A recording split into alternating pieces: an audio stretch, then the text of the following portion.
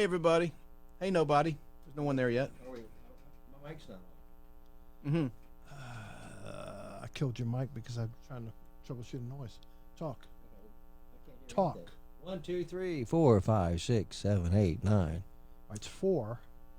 4's got the problem. 4, yeah. Kill 4. So we'll leave 4. We'll leave 4 off because 4 has an issue.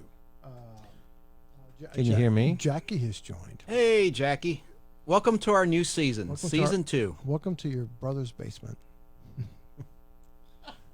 And all of these toys. Joe Bartlett has joined. Hey, Joe. So we're going to start here in a minute. I just feel out of place over here. Well, there's a Corona update at 4:30. He'll probably I'm talking come about. on I'm not 5, behind. so we'll I'm not. get the show I'm not knocked behind out. the board, so I Corona kind of update. feel strange. You're out of your comfort zone. Yeah. But it's okay. It's all right. It's okay. Yeah. No, that's the chance bell. That's the chance bell. When he gets I out of knew line. it. You guys are going to chance gang up bell. on me. This is going to be a great show or a When train he, when he wreck. I gets don't out know. of line, we do this. We have a chance bell. A chance bell. That's This what is that going to be either a great show or a train wreck, from my point of view. Who's joined? I can't see. Keith Richardson has joined. Hey, Keith. We'll get so rolling. we're going to get rolling. We're going to talk about the Twilight Zone and all that sort of stuff. So hold on just a second. We'll Are you recording this? not yet. I'm going to get You on. gotta He's record it? live on video. Shh. You're not going to do this in Adobe? No, I do it on the board. Oh, okay. Get comfortable. As you want me to do it on the board? So I'm old school. You can do it Yeah, anywhere right you there. want. Boom, we're As recording long as- right now. As long as it works. And we're at our We're safe record- space distances, too, That's right. germ-wise. We're recording right now. I don't want to get close to you anyway. And I will tell He you how really long. made me mad. He's yesterday. recording. No, and that tells you how long I've been recording. Can you see from here? Can you see from? I where can you're at? see. Yeah. All right. Okay. And then you can see how much time's elapsed. That's right. You can. Have you heard what millennials are doing? No. What are they doing? They're going to supermarkets and Lickings. coughing and sneezing on fruits and vegetables. Well, that's been going on a while. They're still doing that? I heard. I Well, don't know. that's been going on for a year. That's yeah. terrible. Well, it's a crime. That's terrible. Andy Cope from England has joined. Hello, Andy. From England? From England. And England. Andy, What time is it in England? They're Andy, 6 hours ahead. Andy, some of your stuff, I didn't have room on a table for it. Forgive me. But next week, I will put some, because I've got some of Andy's creations. Oh, that's Andy- right. You told us about him. There's some back Hey, there. Andy. And there's some over here, the Frankenstein and the Ziggy Stardust Frankenstein. But now next week we might be at Al's. We don't know yet, right? Well, that's true. That's true. That's true. All right, we're about to start here in just a second. My microphone almost fell down into my lap, which would have been bad. Ouch! Don't That's a forget painful injury. Rose is down here on the floor. And Rose, my puppy Rose- dog, is down here on the floor. Rose is down here. Pam is joined. Okay, well, hello, Pam. Who is How you that? doing? Pam. She used to work. Hello, at Turner. Pam. I Hello, love the name Pam. Pamela. Pam. Pammy. Pam. We're going to have a Corona update here in a few minutes. Did you show that to the camera? I guess No, you I did. did, but we'll do that in a minute. So Al, we're ready to start. Is this coaster? What? We're ready to start. There's not a coaster here. Well, I can certainly. You got a trash can down here? No. We already talked about that. Well, we need a trash can. Yes. We just put it on the floor. Well, I didn't put that there. You did. No, I just put it there. Oh. I just put it there. So let me get a level on you, Chance. Check.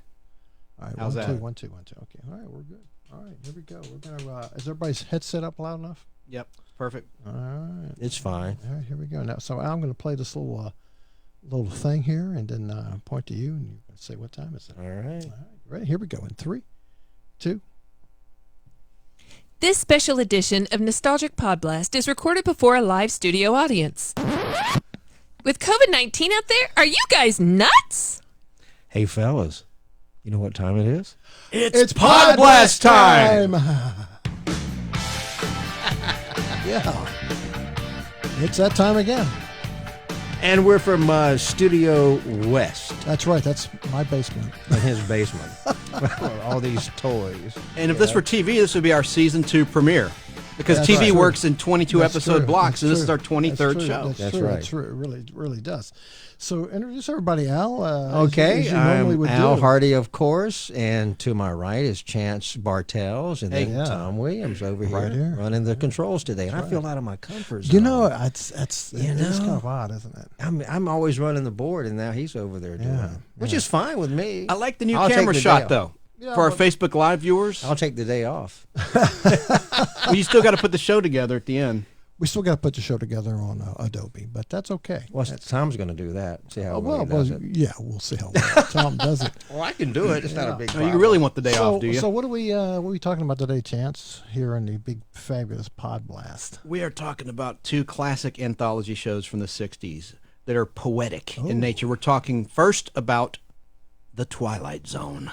Everybody loves And it. then The Outer Limits. But I know you've got some musical accompaniment, perhaps. Well, let's talk about the Twilight Zone. The Very Twilight good. Zone was, of course, hosted by Rod Serling. Yes, it was. It really was. And he was a Christmas baby. Do you know that? What? He Was was he born in Syracuse, New York. what were you gonna say? That's what I want to know. What's it? Al has not been hitting the Corona beer. Syracuse, December 25th, 1924. Ah. He says he was a Christmas present that came unwrapped. How about that? Well, that's all fine. That's the classic opening. It started in season 2. Yeah, Here's the first one. Well, no, that's not the first one. This is just This is the first one. No, this is just incidental music taken from the first one. That's like a 4-minute clip while we talk But about that is the Twilight theme. Zone. That's the Bernard Herrmann Well, of season course- 1 theme. Well, of course it is. You want to hear the Bernard Herrmann season? I would love 1 that. theme. Okay. Or do you want to play the unaired pilot version? We got the unaired pilot version. We'll run that first. So basically, tell us about this. The unaired pilot, this was something submitted to CBS, who didn't want to do the series. No, they did not. And the cool thing is it's not narrated by Rod Serling and also has differences in the verbiage. Like it says 6th dimension instead of 5th dimension. And at the end, instead of a summit of man's fears and the summit of his knowledge, it says the sunlight of his knowledge. What a weird line. That is weird. That is. I think it's only like 20 Well, seconds. they had 4 different openings. Well, We'll get to that, Well, I've yeah. got all the openings here, including the latest one. And did you know that the new series, The Twilight Zone, has all these little hidden gems within it?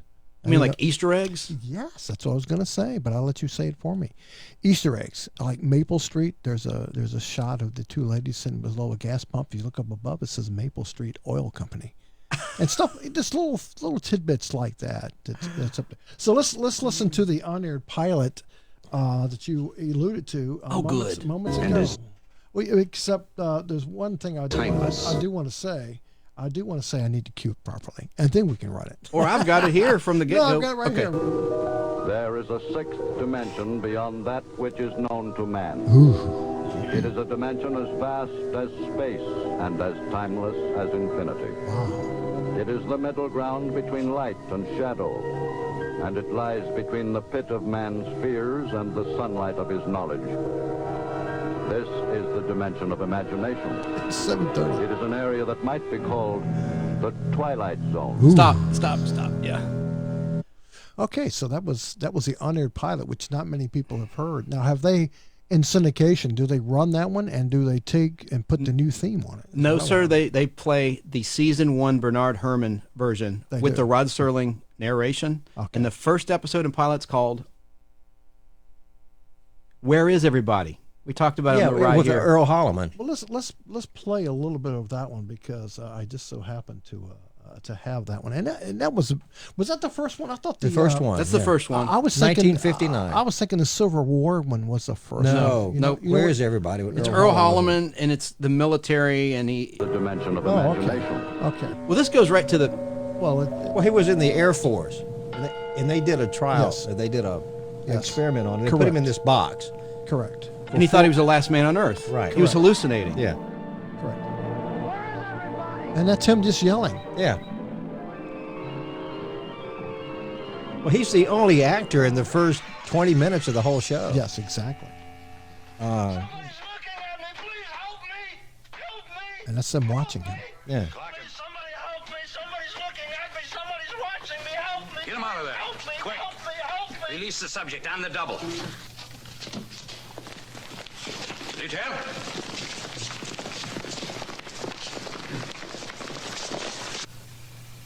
Next time it won't be just a box and a hanger, will it? No, Mike. Next time you'll really be alone. Hey.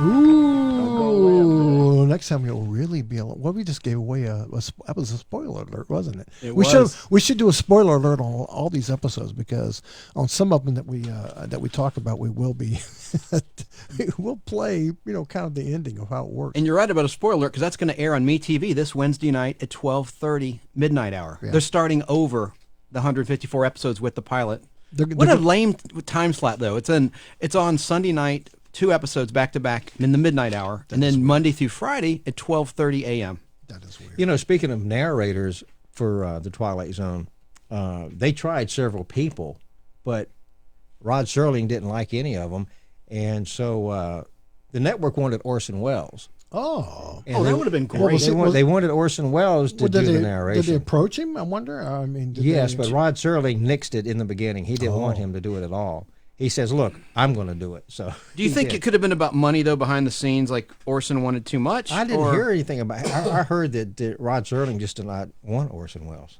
Well, that According to this book, great book, by the way, The Twilight Zone Companion. And you have a version that's updated. I've got a 1982 version. Here you go, Tom. Yeah, 1982. It was published in 82 for the first time, first edition. I've read it cover to cover. Version. See, that's sort of what it looks like. Yeah. But the cool thing about Al is that he has the reissue that came in his DVD set, and there's an extra 20 pages because they've updated it since 1982. So when did you get the DVD set? I mean, it doesn't have the new Twilight Zones in it, right? No. None of the new ones that they did. But you know where Twilight Zone got started, don't you? No. Playhouse 90 on CBS. That's right. Playhouse. Tell us about it, Uncle Al. Because Rod Wizard. Serling was a writer for the show, and he made $5,000 per script, whatever he wrote, and so that's where it got started. I did not know that. And in 1956. Oh, I did not know that. I figured while we. Plus, Playhouse 90, they did 4 shows that were live, and they recorded one for the week. Tom, do you want to give the phone number out, sir, or is it on our Facebook subject header? It's on the Facebook subject header. Okay, so if you want to call in, it's right there.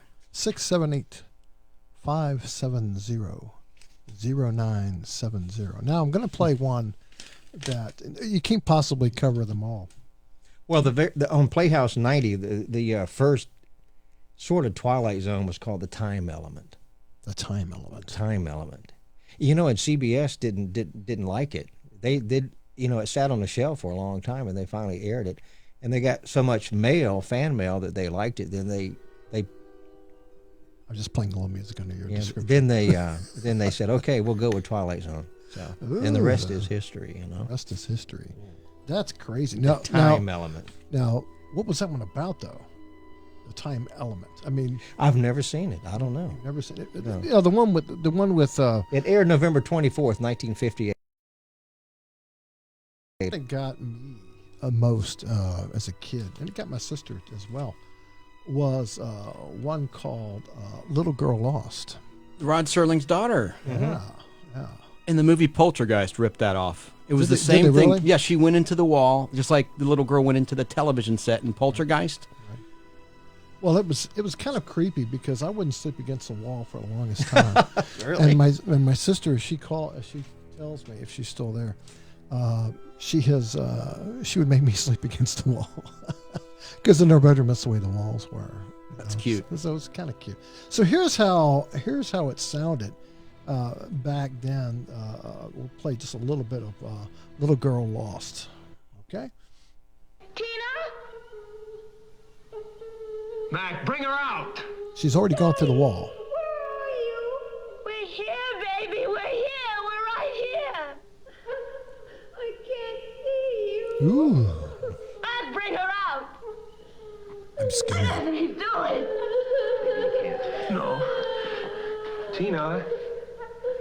Tina, take my hand. Crystal. My hand, honey. Oh, he's Take a hold of it. taking it to the other Here. dimension.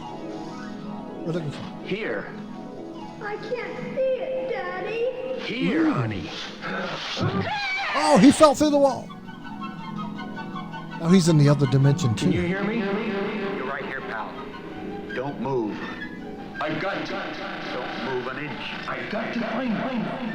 Let her come. Anyway, so it just gets creepier and creepier until That's a great clip. The hole is slowly closing up as the episode progresses along to the point to where they well, you'll just have to watch And it's airing. see if she survives or gets out of the fifth dimension. This is the turning, right, Al?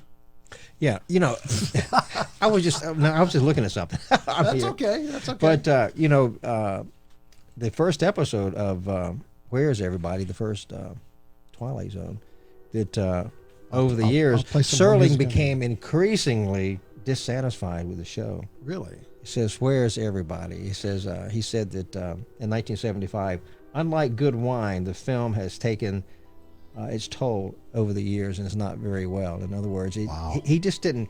I guess over time, the storyline just didn't fit in with today's. Well, he didn't write some of those, and Ray Bradbury wrote some of them, and Well, he wrote that one. Yeah, Yeah. Richard Matheson, who wrote Somewhere in Time, which the book is called Bedtime Farewell, which is You mean the Christopher Reeve movie Christopher Reeve movie, yeah. with Jane Seymour? Yes, but he wrote a lot of Twilight Zones. I don't know how many Outer Limits he wrote though. And but Little Girl Lost was written by Richard Matheson, another there famous you go. sci-fi There you go. writer.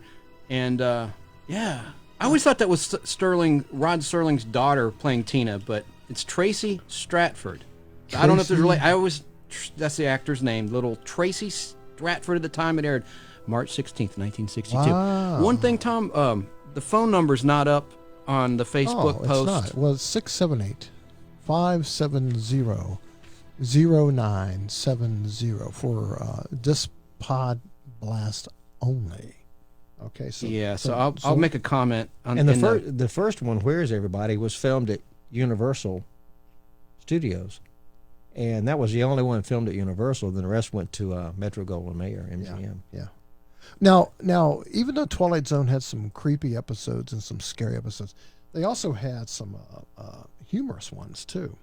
One of my favorites was Flying Saucer Frisbee.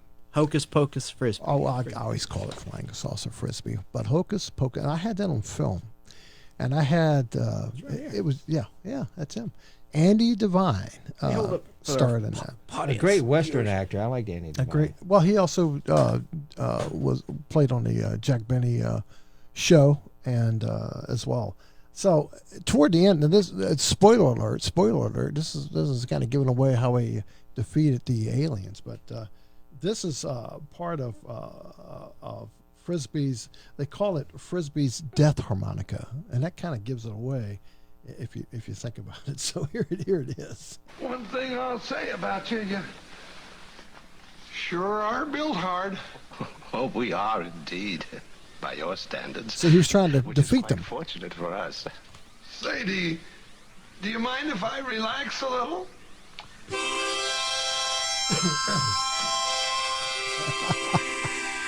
That horrible sound.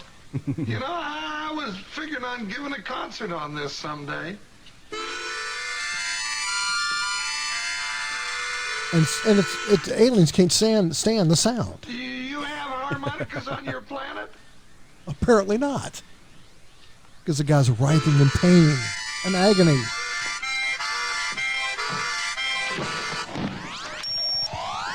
You better scrap. They didn't call you old Milo. In your room, Mr. Frisbee. Frisbee Grasson. No. Lower the stair. No, don't follow him. He has some sort of fantastic instrument that lets out a death sound. So it's got some kind of death sound, which is basically just Frisbee playing the harmonica. Now, because Frisbee was a great spinner of stories and tall tales, no one believed him. So the one time that he gets captured by the aliens, no one believes his story. Well, speaking of Because aliens, he's a big liar. Yeah, because he's one big freaking liar. Well, speaking of aliens, you like The Invaders, right? Yes. Remember the episode called The Invaders from Yes, 1961? no relation to that plot. But Agnes Moorehead was in that one. And there was no talking except for the end. Yeah. With the surprise reveal. It's hard to play. So if you got a clip from that? That's okay. Yeah, exactly. Well, and It's just some of them- incidental music. That's it. Yeah, some of them are hard to do, but she should have won an Emmy for that one. Yeah. Yeah. Because She destroys that ship with a hatchet. Yeah, Yeah. she does. And Agnes Moorehead was on Bewitched. Did we mention that? She played Endora, Samantha's mother on the show Bewitched. Yes. That's her claim to fame. Yeah. She died in 1974. Well, do lung you cancer. have a favorite Twilight Zone? I know you like the. Of course we do. And let me pull up a clip. I'll tell you But my. what- yeah, I'll tell you my talk. favorite. You want my What- favorite? Yeah, tell me your favorite. The 16 millimeter Shrine, The 16. Say, I don't. 1959. I do not remember. Ida Lupino starred in it. She plays an aging actress who can't accept getting old, and she sits in her house in a dark room and watches her movies over and over again. And they got a great Bell and Howell projector. well, What's and great that's- about that one? Just because you're a film guy, or did you like the Well, actor? or- it's like a Sunset Boulevard, you know. And the studio calls her up to for a part, and she's all excited. She gets all dressed up with her agent, played by I forget the guy. Anyway, What was it called again? the 16 millimeter Shrine. It was called the 16 Millimeter millimeter Shrine. Yep, it was one of the earliest episodes from season 1. I think it's the 3rd or 4th episode. But anyway, so she goes to the studio to see about the part, and she plays an aging mother. And she gets incensed. She says, "I'm not going to do that," you know, because she's not young anymore. I'm still waiting to hear about the part. Let's here it is. listen to a little bit of it. Raise the veil. Ooh, she raised her veil. That's a You great put 'em scene up. coming up. How old a mother? 40-ish, but very vibrant, very much alive. Huh. As opposed to what? A corpse? Ooh. I don't play mothers, Mr. Saul. I never have, and I won't start now. I also don't take bit roles, and you should know that. Come on, Danny, let's go. I'm sorry, Barbara. I didn't know you were still so particular. Well, now you do. At least I would think you'd look at the part. It'd be a sheer waste of my time. Barbara, maybe we should get the script, look at it, see what it's all about. You look at it and see what it's all about, and you play the part. I never did like this tasteless, crude man when I was under contract here. And I don't like him anymore now. Yeah, it was- When he offers me fast bit parts. All right, Miss Prima Donna. Ooh. You I got news for. You may think you're still the #1 lady on the top of the heap, but you got it wrong. You're just an aging broad with a scrapbook. Aging and any broad. part Wow. you get at this studio won't have to go through an agent. We can set it up through the community chest because it'll be charity. Wow. So What it a was- great episode. But it was very much like Sunset Boulevard, Yeah, except it was more poignant. Like I'm pointing my finger right at you, like you're an old woman, and we're not going to use You know how the show ends? No, how's it end? She's sitting there watching.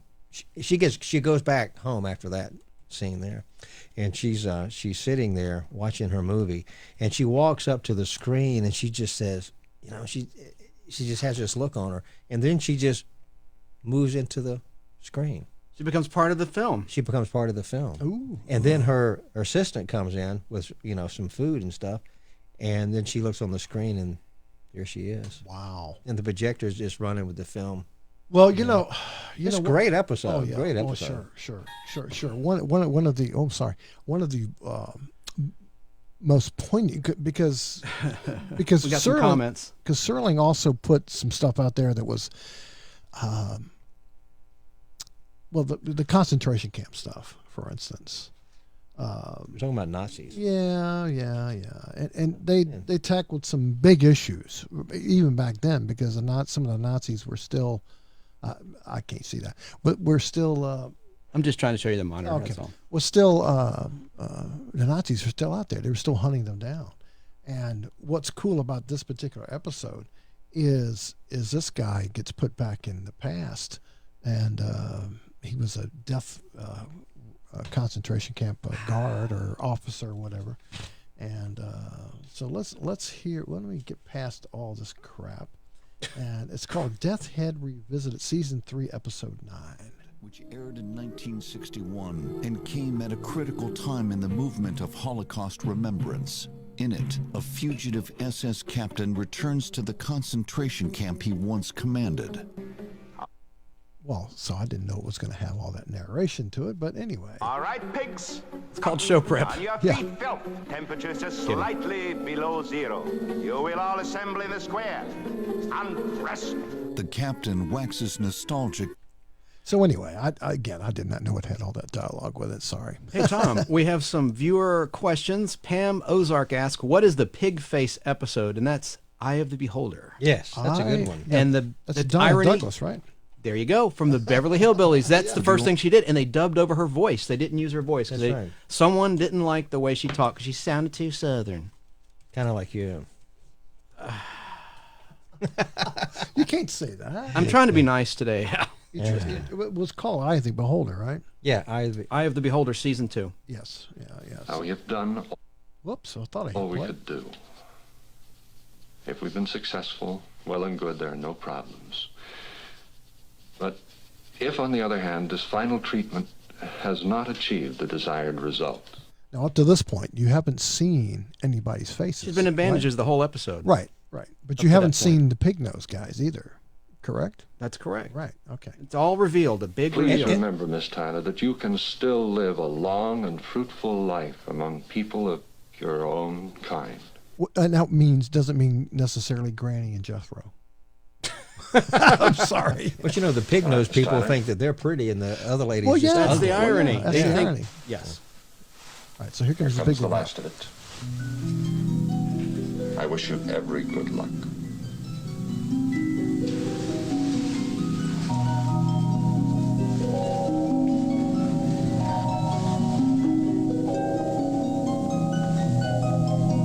And the bandages are slowly coming off.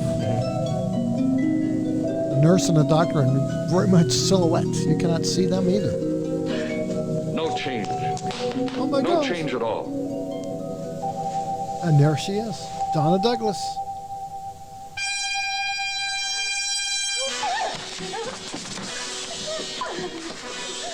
And now,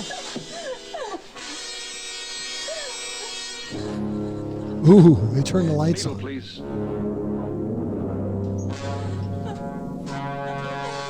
They got to drug her up. So, They got to dope her up. I gotta dope her up. She's in shock, Perrin. Another favorite show I liked, and I think Chance likes it too, is called the Fever. Oh, yes. Franklin. Season 1. Well, you gave it away. That's okay. Yeah. Yeah, it's about a guy. This couple, It's a called The middle-aged couple has won a trip to Las Vegas. Okay, and the husband is just against gambling. He's sitting on his Bible, and he's like, "No, gambling, it's a sin. It's a sin." And eventually, the temptation sinks in, and he puts a coin into the one-armed bandit. Yep. And he wins, and he gets hooked. Yeah. And he gets haunted by that very slot machine. Yeah. And it beckons to him as he's trying to sleep. And it calls his name. Yeah. Franklin! Franklin! Let's hear a little bit of that. Ooh. And Everett Sloan played that part. It's a miserable, terrible waste of time. But, of course, it's what you wanted. Oh, Franklin, try to enjoy it, won't you? What do you think you're doing? Well, it's only a nickel machine. Why don't you just take handfuls of nickels and throw them out into the street? You play it. It's yours. Go ahead, play it. Now, really, I'm not interested. I'm in a... I liked his wife's name, Flora. Put it in there. Flora? Flora was his wife in the series. Flora and Fauna. Flora was her name. It's a good one. It's a real good one. Yeah. He's playing it. He's trying to play it for you. Of course, dear. Hey, Tom. There he is. Playing. It's morality. And I will not have this tainted money. Tainted. Tainted money. I'm going back in there, and I'm just going to get rid of it.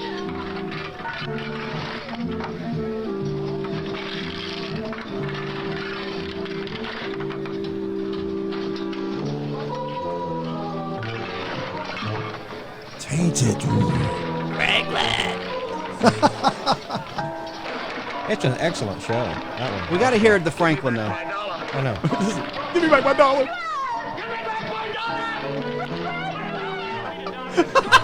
So now he's getting mad. Franklin, what is it? It's chasing me. It's following me. It's trying to get me, Flora. Ooh. Franklin, what is the matter? Hear it? Here it comes. Franklin.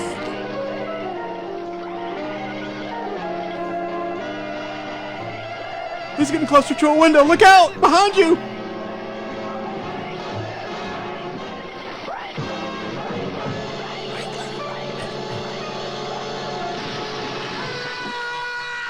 And there it goes out the window. All right, That's a good one. Hey, fellas, we have a comment. Jackie Wilson says, the episode with Burgess Meredith wanted to just read, and he just wanted to be read and left time at last. Time enough at last. Time enough at last. Yeah. She says, went to hide in a bank vault to read, and a bomb went off, a nuclear bomb. He was so happy to be able to read in peace, and then he broke his bottle-thick glasses. Yep. And that's the irony. He had all the time in the world, but he couldn't read because he couldn't see. Well, you know, a lot of big stars were in those shows. Oh, yeah. You know, Vera Miles was in one called Mirror Image. I mean, Charles Bronson. Yeah. There are many big... Lee Marvin was in one. Yeah, everybody was big stars. Is this time enough at last? Yeah, it is. Yeah. He's at the public library. He reads it. Oh, he was getting ready to kill himself. And then he realized, hey, wait a minute. I've got all this time in the world to read. Collected works of Dickens. Collected works of George Bernard Shaw. Ooh. Mm-hmm. I like Burgess Meredith Poems anyway. by Browning, Shelley, Keats. Great dramas of the world. Books, all the books I'll need, all the books I'll ever want. Shelley, Shakespeare, Shaw, all the books I want, all the books. January, February. Allie's wearing March, glasses kind of like yours. April, Yep. May. Mine aren't that thick though. Here we go. This year. The next year, and the year after, and the year after that. He's got it all planned out, all on and steps. the year after that. Books stacked on those steps. You got a cough button? All right, so cool. So he sits down on the steps. You don't have Corona, do you? Ooh, Oh, you're Al funny. coughed. Mm-hmm. Here he goes. Mm-hmm. Oh. And the best thing, the very best thing of all, is there's time now. Oh, yes. There's all the time I need and all the time I want. Time. Ah, there's time enough He's at just last. so excited about it. Oops. Don't do it. Don't lean down. Oh, Yeah, there he goes. and there goes the glasses. And now he can't see. You know, another good episode, can I mention? Wow. So anyway, that's a bummer episode, though. Another episode I really like is called The After Hours with Anne Francis. Yeah. Oh, yeah. That's About the mannequins. She was a mannequin. Season 1. Yeah. It's the last episode of season 1. Yeah, that It's a one. great, Yeah, it's that a great one. Now, did you ever see the wax figure they made for her, of her? It looked great. For the movie. I mean, it was amazing. It was amazing. What was It it was called just again? It's called The After Hours. The After Hours. 1960s when that came out for television. Really good show. By the way, you're talking about famous people on Twilight Zone. How about Dennis Hopper in season 4? The only season to have 1 hour episode of Twilight Zone. He played a Nazi, a neo-Nazi. It was terrible. Called He's Alive. Oh. And it was a study on hatred. And of course, all these had a great lesson. Oh, what you got, Tom? Well, that's. How about this? Is this The After Hours? Yeah, the After Hours. Yeah. It's good. June 10th, 1960 it aired. It's 14-karat gold and quite distinctive looking, I think. Don't you? Well, yes. Yes, I think this will do. So basically, she has gone downstairs and gone shopping. Well, how is she? Oh, she'll be all right, Mr. Armbruster. She was just frightened, that's all. Well, what about this delusion of hers? I don't know. I didn't talk to her. But she's resting now. I think maybe even gone to sleep. Well, tell her we're closing up now. Tell her to come back tomorrow and we'll get her a replacement on her merchandise or a refund or anything else she wants. Instead of group, we're closing up now. Well, that wasn't the best Well, clip. you mentioned the mannequins. They said one of the biggest problems with making that series was making mannequins look just like them. Oh, yeah. That was a big challenge. Now, what What about your favorite episode, Tom? Well, it's a toss between a Howling Man, which was a I classic. didn't care for that one. Well, it was scary because it was really Releasing the devil. I know. Well, that's your deepest, most fear. You know, it touches on that, like we said in our radio show yesterday. And Talkie Tina, with remember Talking Tina? Talkie Tina. Well, I know it's Talkie Tina, Yeah. but I've always said Talking Tina. And they reproduce those dolls too, by the way. Yeah, I'm aware of that. Not, That's cool. not that you want one because they're kind of creepy. It's the Chucky, the forerunner to Chucky. Yeah. It's like a psychotic doll. And Telly Savalas, I'm not trying to ruin your clip. You may already have this in there, but Telly Savalas is actually the antagonist, and he's the father of a little girl that has this little doll, and he slips on it, and he's torturing this doll. He's trying to put a blowtorch to it. He puts its head in a vice, and so he really, causes his own problems in this one. He really does. He really does. You have a clip?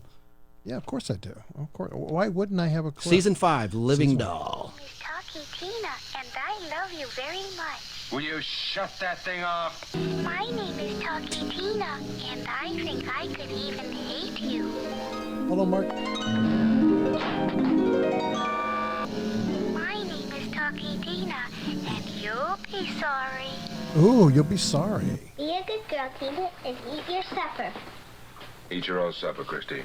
My name is Talkie Tina, and I'm beginning to hate you. Uh-oh. See, now the trouble's beginning. Straight out, and I'm going to get rid of you. You wouldn't dare. Oh! Hello? My name is Talkie Tina, and I'm going to kill you. Ooh, another plot thickens. Told you you'd be sorry. Tina. Well, I'm going to borrow Tina for a while. Tina belongs to you. How could I live with you after what you've done? You've become a stranger to me, Eric. A sick, neurotic stranger. Filled with blind, unreasonable hate.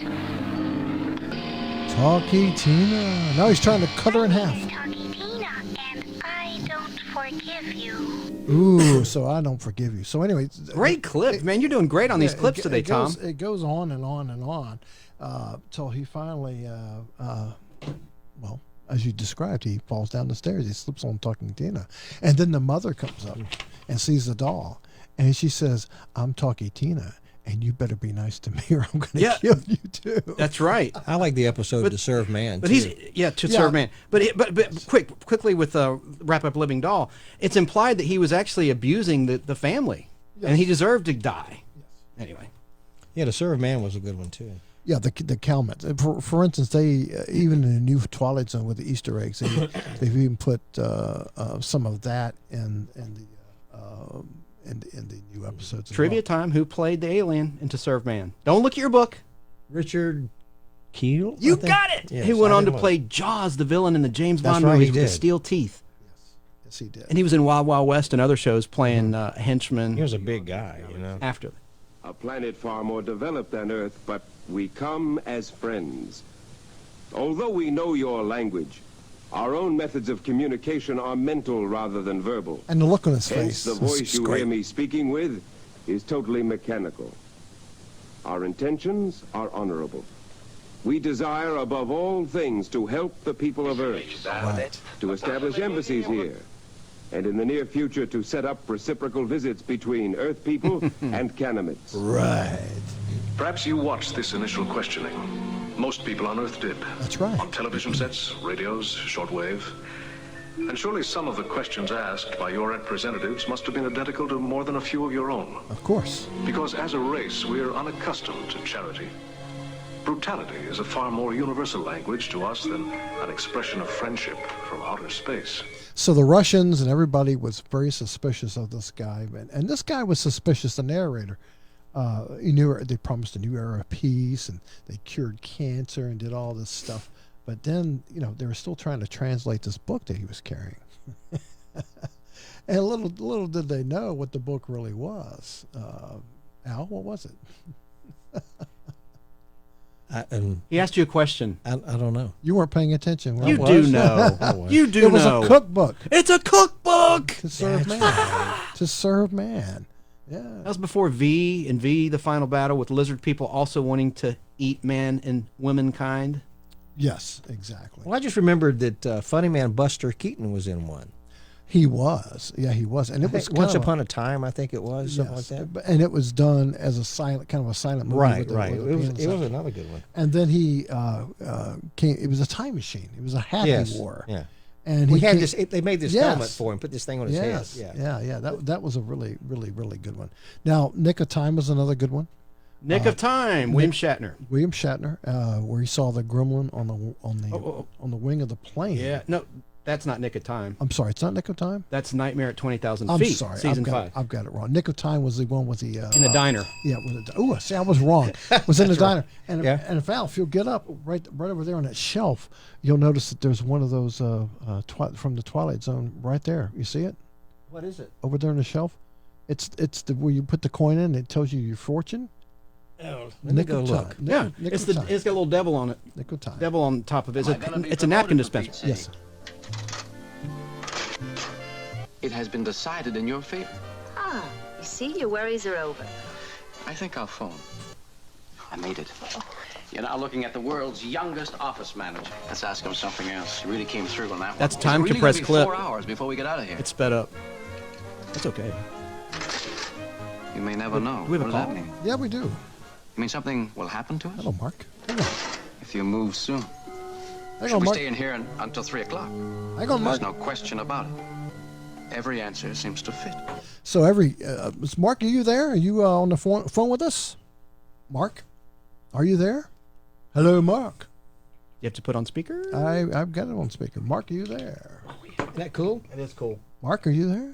Okay. Anyway. Are you going to ask me what my favorite episode is? Can I have this? No, you can't have that. Did you hold it up for the camera? I did. Oh, good. I did. Oh, that's me, Mark. Aren't you going to ask me what my favorite episode Hey, is? Mark, are you there? Mark, I thought I did. Yeah. Oh, we got a call. Yeah, what's up? I'm sorry, I I had could the just barely hear.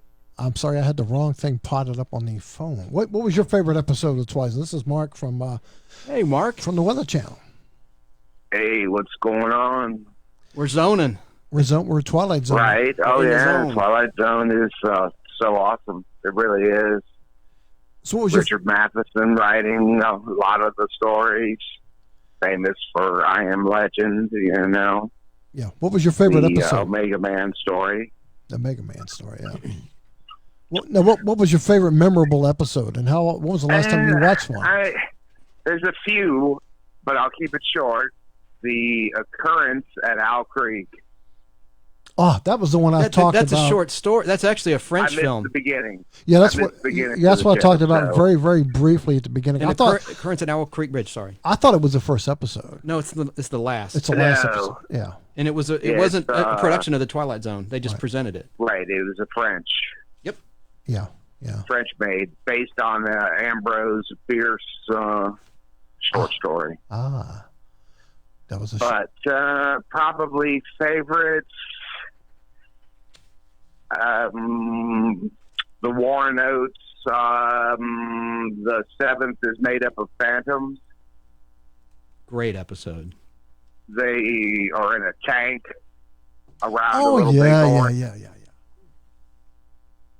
I mean, that's just some of those, just the ones that have the big reveal What a at great the end. actor. You know, some are not so much. You know, they just kind of play out, but they're still good. But Hey, Mark, just did you ever the see? mind? Sorry. Go ahead. I'm sorry. No, go ahead. Oh, did you ever see the Warren Oates Outer Limits episode? You know what I'm referring to? That's it. It's an Outer there's Limits. There's another Outer Limits that he did. Oh. Remember that? Yes. And he had like eyes that look. He was a mutant. It's called the Mutant. We'll get to it when we talk about Outer Limits later. But his eyes look like fried eggs because he was radiated by the sun on that planet. Yeah. Anyway. Yeah, that's right. I forgot about that. But I digress. A I'll shut great up. actor who left way too soon. And he was in Stripes. Remember, he played the sergeant in Oh yeah, 1980. that Bill was Murray. his last role. He was in what some people would call terrible Race with the Devil with Peter Fonda and Loretta Swit, where the devil worshippers were chasing them in the art. But we're getting off track here. That's all right. The pitch. What is it? Where the guy, the salesman, talks death. A pitch for the ages, or that's not what it's called. But the guy who cells on the street, and he's keeping death from going in and claiming the girl. Oh yeah, It's, That's yes. Robert Redford. No, No? Well, no. No. It's Keenan Wynn's father. I cannot forget his Yes. name. Yes, it is Keenan Wynn's father. I've even got a poster I just bought from I think his Ed Wynn. Ed Wynn. Sorry, gosh, I couldn't. Oh, that's one of the Yeah, first Ed Wynn. episodes. Well, Yeah. Ed Wynn was in an episode. Yeah, that's what he's talking about. Yeah, One but for the Angels. Yeah. One for the by the Angels. angel. Yeah. One for the Angel. Yeah, Right. that one is just, that's really one of the, I mean, that's awesome. It really is probably. And Murray Hamilton played Death. Remember Murray Hamilton? Oh, right. Yeah, from Jaws. Yeah, he was in Jaws. Yeah.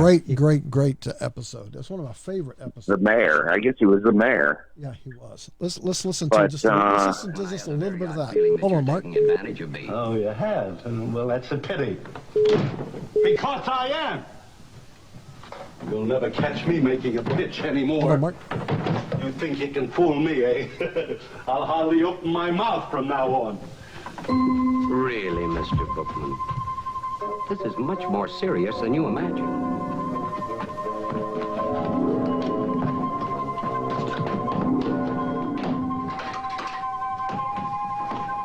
It's much more complex than you realize what you've just done.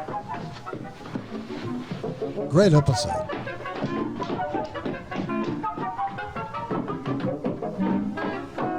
He's going down the steps, and every level, there he is. Yeah.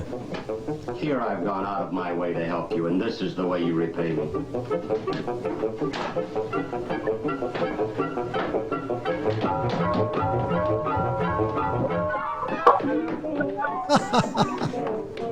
You know, after the little girl gets run over, Yeah. you know, she's supposed to die at midnight. Right. But he distracts Death. Right. And she actually lives, and then it's his time. you know. True. That's a great episode. That's a good episode. Good. That's a good episode, Mark. That's a really good. And the one. Yeah, it's definitely one of the more heartwarming ones. Now, what about the for one sure. with Art Carney? He plays a drunken Santa, and that was shot on video. Oh if I'm not yes, mistaken. with the bag. That, Yeah. Oh yeah. Night of the Yeah, Meek. That's I've talked Yep, about it Night several of the times. Meek, exactly. Art Carney. It's a Yeah. touching episode, and it's one of the 6 from season 2 shot on videotape. It was a great episode. It's one of my clips Yeah. I'll play Or later.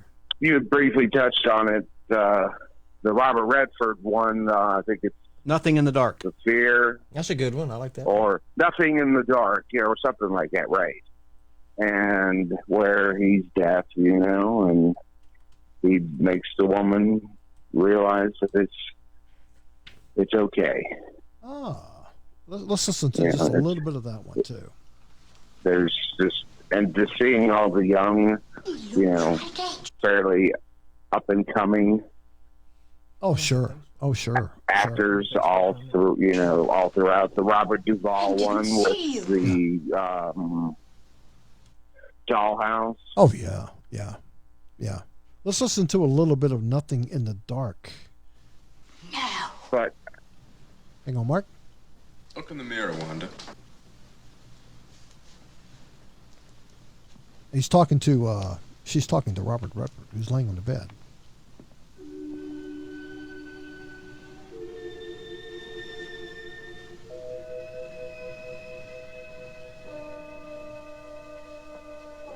You tricked me.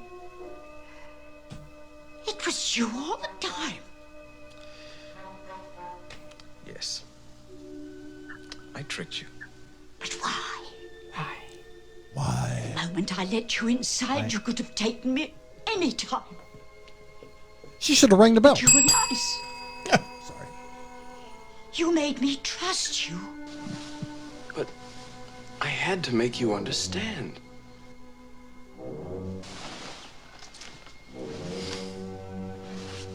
Am I really so bad? Yes, you're Robert Redford, and you did not age well. But anyway, I digress. This is going to be a great show. We can go 2 hours if we want. This is good. Yeah, it's good. Seriously, stuff, we don't Mark, have time Mark, constraints. thanks for calling. Any more? Any more not a comments? problem. Any more comments? Well, I mean, Twilight Zone is, in my mind, it's top 10 greatest shows ever of any genre. Just it is. Amen. It's so well written.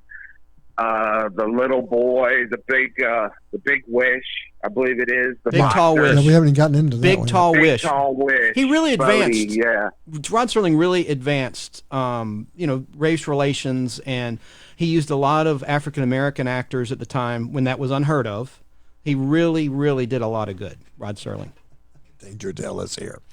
Yeah, that's what was great about it is the Twilight Zones. You can go back and watch any of them more than once. And how many TV shows can you really? I mean, think of one TV show that's currently on the air right now. I mean, right now that you can go back and you say, "I want to see that again." There's not. There's a few. I can't. I can't think of it. None come to mind. Invaders for me, but Well, no. I'm talking about current TV shows. Current. I'm sorry. Current television shows that are on the networks right now: the ABC, CBS, NBC, the sitcoms, etc. Certainly not that CSI garbage. No, but because it's the same thing every week, every single week. Whereas the Twilight Zone it could be serious, it could be comedic, it could be, it could just be a little bit of everything. I mean, and it's timeless, and it's some of it's dated, but it's nostalgic. The cars, the clothes. Yeah. People were classier back then. They wore hats and stuff. True. It's kind of cool. Don't you agree, Mark? Oh, it's so smartly written, though. It's way before its time. And It it's not- certainly turned the corner. Well, it's turned the corner for setting the bar. And it's not just Serling that wrote it all either. I mean, it's Matheson, Ray Bradbury. It was there's a bunch of Richard Matheson and Buck Houghton. But Rod Serling also had his hand in Requiem for a Heavyweight. Oh yeah. For except for He wrote the. I don't know if he wrote it. He wrote the teleplay for it. Yes, he did. And Serling wrote Planet of the Apes after Twilight Zone. That was his baby. Well, see, the first Planet of the Apes. Not too many people know that. I mean, Pierre Boulle wrote Planet of the Apes. The guy who wrote Bridge on the River Kwai. Yes, sir. And then Rod Serling adapted the screenplay. Right. Yes. Exactly.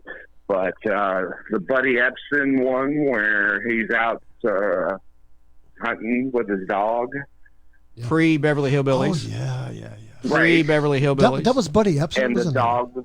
Yeah. The dog knows the first place they stop. You know, they say, we don't allow dogs. Gosh, I'd forgotten about that. I'd totally forgotten. And the dog smelled the brimstone. Yes. I remember it now that you pointed it out. I'd totally forgotten about that one. God. Yeah, Well, it's always good to hear from you. There's not a bad episode, really. Oh, nope. No, there really isn't. There really isn't. And one of my favorites is this finally, one. the closest to end it all, It's a Good Life. Yes. We're going to get to that. Great call. You're a bad man. You're a very bad man. Bill Mumy. I've got that one. We're going to talk about that going to That's one of my What's clips. in the Cornfield. I have an interview with him, with Bill Mumy, a recent interview. It's only a few seconds long. We'll get to it later in the show. All right. Where he talks about that. All right. Mark, thanks so much for I'll calling, listen. my friend. And we're going to get into the Outer Limits in a little bit, so you can chime in on that. It's going to be a long, good because show. I know that you've watched pretty much all the Outer Limits. Definitely. All right, all right, my friend. Well, stay safe out there and don't touch anybody. Thanks for calling, Mark. Always petting the cat only. Hey, when it's safe to go outside again, come please be in our studio if you can, if you're free on a Sunday. Absolutely. If you can break away. Oh, yeah. Yep. All right. Not a problem. As Thanks, soon Mark. as the Levi goes away. Okay, yeah. That's it. That's the exactly. key. Okay, buddy. Have a good one. Bye-bye. Well, I know that Bill Mumy turns him on, but another. I don't like males, sir. Another episode is Long Distance Call. He was. Yes. I've got. Wow. One of the videotaped episodes. One of the few videotaped ones. Now, that was a videotaped episode? Yes, season 2. Oh. I've got that one too. And that was such a good episode. Such a good.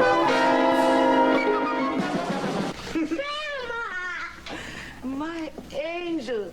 Billy is a feather. Open them. Happy birthday, Billy. Now, you make a wish. What was it? You tell Grandma, yeah? I'm so happy. You're right. It was videotaped. You can tell. I know this show like the back of my hand. Of course you Maybe do. Because I won't be here with you for Because very of the long. star. It's time for presents. Come on, Billy. This is the one you asked for, remember? Oh, yeah. Billy, don't you want to see what Grandma got you? Oh, boy!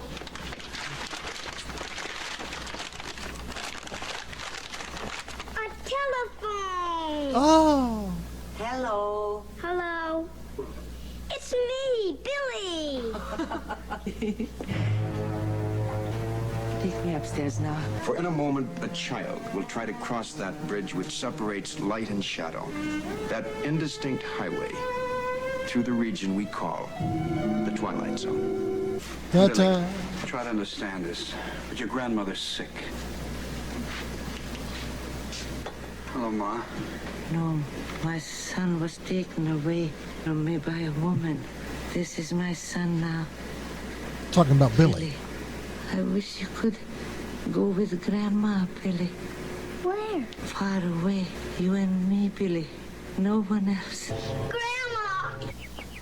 So basically, that setup line that Grandma just said, she keeps talking to him on the phone, and one day he's left with a babysitter, and he runs out in front of a car. And who told you to run out in front of the car? Grandma. So I'm just saying it was kind of a creepy. It's been a long time since I've seen that one. Yeah, it's kind of a creepy. There's episode. we're gonna. But we Billy could be here Murray- all day. Murray- There's so many great episodes. He, you know. he was in so darn many of them. I didn't realize he was in. I'd forgotten about that one as well. Of course, that one was videotaped. And, Of the six, yes. yeah, like 22, lateness of the hour. Exactly. I mean, but anyway, I digress. I mean, we talked about Talking Tina. Now, another favorite of mine was this one right here. But what? You're not even wet. Wet? What's wet? What do you mean, what's wet? You landed in the river, but your clothes are all dry. Ooh. Illusion, that's all. Well, Just the Will an Martian. illusion. Please stand up. Like that jukebox playing in the corner. That's an illusion, too.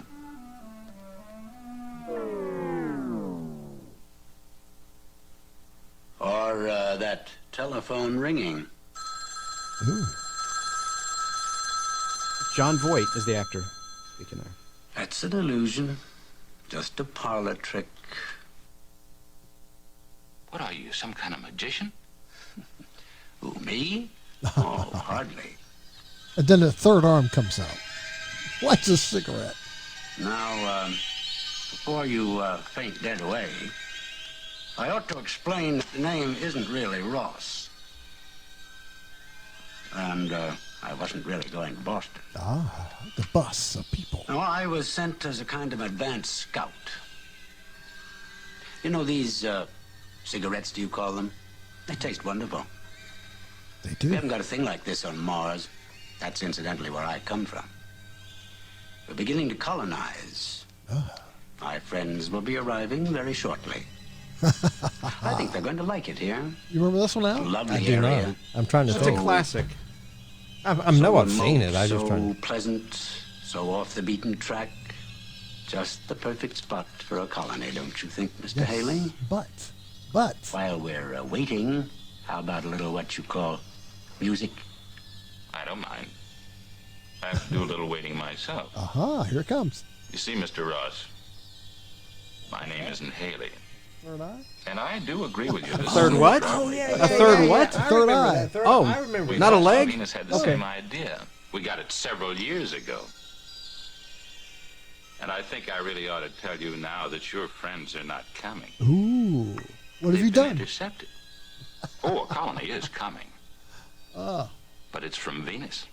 Dun, dun, dun. You know, we mentioned. you're still alive. It's still going. That's a long clip.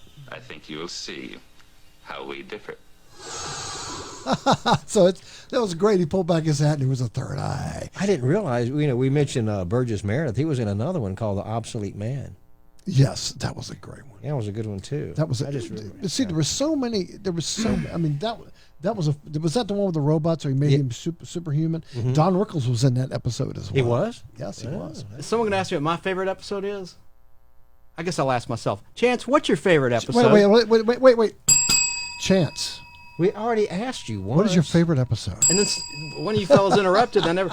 It would be season 3. Midnight Sun, and I got a quick clip. It's 40 seconds long. I got it. Okay. I got it. All now, right. I want to set this up. Sure. Who's in it? Lois Nettleton is the Okay. star. She was lovely at the time. Here we go. We're waiting for it. Well, I don't know if I'm potted up. Yes, you are. It's plugged in. You are plugged in. Is it playing? No, it's playing. It's playing. It's playing. Yeah, so Will, the real Are you messing with me? No, I'm not messing with you. No, I'm not messing with you. Hold on. Why would you? Anyway, I'll why set would you this want up. to? Here it is. What's going on here is it's getting hotter and hotter. I paused it. Hotter and hotter and hotter, okay? And people are panicking. We pray that doesn't happen here in real life, by the way. But people are panicking. Food's getting scarce. And it's in the middle of New York City. And what's happening is, thank you. What's happening is the Earth is getting closer to the sun. Ooh. Talk about global warming, right? And so here's the climax, and here comes my clip. It's 20 seconds long. Sure. Lois Nettleton is freaking out. So boom, here it is. Listen to this music. And here comes her scream where she snaps. Can't take the heat anymore. It's a great scream.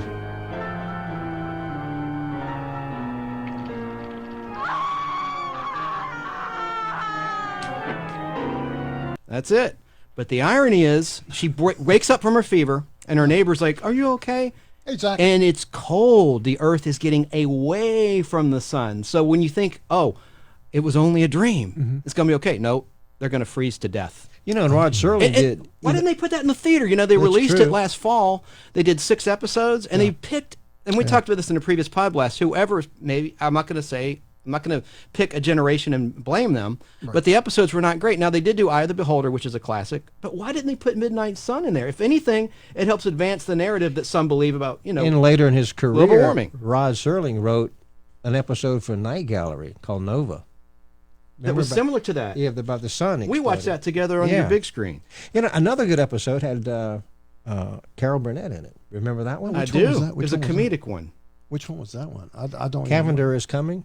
I don't remember that one. Yeah, 1962. Carol Burnett. Guys, I got a real quick clip with Bill Mooney talking about it's listen to this. He's talking about It's a Wonderful Life, which is one of the best Twilight Zones of all All right, time. let's hear it. Okay. Let's hear it whenever you're I'll ready. load it up. Okay. Whenever you're ready to play it, we're ready to. Thank you, Tom. I do not remember. Here we go.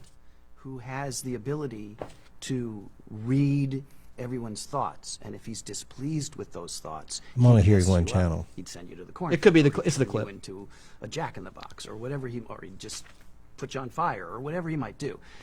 Anthony Fremont was a character that I loved. Ooh, because even though he wasn't Superman or Zorro, he wasn't a caped superhero or anything like that, but he was the epitome of the most powerful superhero you could imagine. So to me, even though it's not a hero, but to me, at 7 years old, playing Anthony was just really kind of what I had wanted to get into TV to do in the first place. And James Sheldon, who directed Long Distance Call, directed You play that clip, It's Tom? a Good Life. And I had worked with Cloris Leachman previously on the Loretta Young show. So it was a comfortable gathering of people. Folks. I'm not hearing the right And, channel. I remember, it's a silly memory, but I'll share it with you. We lived in Beverlywood, and we shot that out at like Universal or something. I can't remember where we shot it, but Because you were a little kid. my mom had this pink 59 Cadillac. She drove a pink 59 Cadillac. And I was even at that age, I was kind of embarrassed to be seen in that car. It was huge. And I used to sit There's the end of the interview, but he on makes the a funny top point here. there were no seatbelts in those days, and I would sit on the top where the speakers were. I was so little, I'd curl up where the speakers were, and we'd listen to KFWB, and I'd like listen to the Beach Boys and Mickey Nelson and stuff. But I remember driving to and from that gig using Anthony's powers to make the lights green.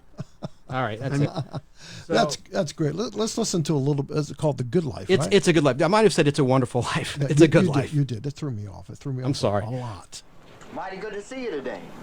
Mighty good. I made a gopher with 3 heads. See him? I'll make him dead now. I'm tired of playing with him. Be dead. Gopher, you be dead. All right, it's real fine that you done that. That's real fine, Real Anthony. good things, and it's good that you've done that. Oh, it's real. Sure you did. You had a real good time, and it's good that you have a good time. It's real good. He shouldn't have thought those bad thoughts. That's why I made him go on fire. Yeah. That's all the television there is. Oh, it was wonderful, Anthony. Wasn't it, everyone? Oh, that was real good. Wasn't Anthony's television wonderful tonight? The big surprise for Dan's birthday. Perry Como. Perry Como. Yes. Mr. C. I don't think we'd better, Dan. It's a record. You're taking too much of a chance. It's good I can't play it here. It would be good if you told me what to play, Anthony. He was in 16 Candles, Don't by the make way. any noise when the music's playing. I don't like any noise when the music's playing. Nuts. I can't even play my own record. I can't even play Perry Como. Happy birthday to Perry me. Como. Happy birthday to me. Happy birthday. Please dear. stop. You're a bad man. You're a very bad man. Her. You had him. You had to go have him. Somebody end this now! When he's thinking about me! Somebody take a lamp or a bottle or something and end this! You're a bad man. You're a very bad man.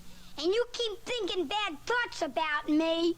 Now, the thing about that is he did an adult version of And he that. turned the guy into a friggin' Jack-in-the-Box. Well, he did. And he killed him. He He's did. dead. Then he wished, they go, wish him to the cornfield, please. It's a shocking scene, the way they did the effect even back then. The shadows. In 1961. Yeah, well, you saw a shot of him like as a human Jack-in-the-Box. Yeah.